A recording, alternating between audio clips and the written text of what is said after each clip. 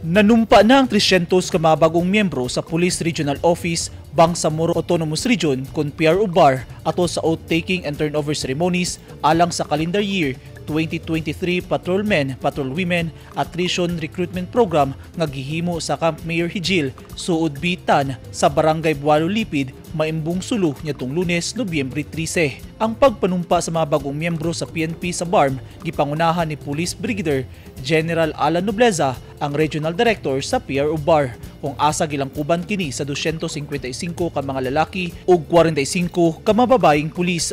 Ang mga aplikante malampusong may pailawom sa mga proseso sama sa physical agility test, psychiatric ug psychological examination, physical, medical ug dental examination, drug test ug final board interview.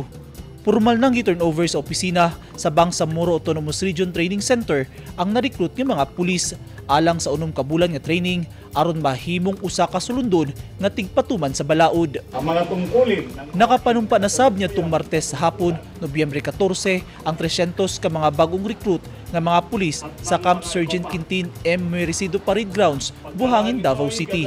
Mismong si Police Brigadier General Alden Delvo, ang Regional Director sa Police Regional Office 11, ang nangulo sa panunumpa sa katungkulan atol sa oath-taking ceremony. ako si nahinirang sa katungkulan bilang ng pambansang pulisya ay taimtim na nanunumpa na tutuparin ko ng buong husay at katapatan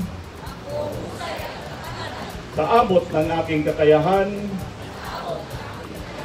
ang mga tungkulin ng aking kasalukuyang katungkulan. Ipailawom sab sa 6 ka bulan nga Public Safety Basic Recruit Course ang mga pulis nga magsugod sa Nobyembre 21 ning tuiga.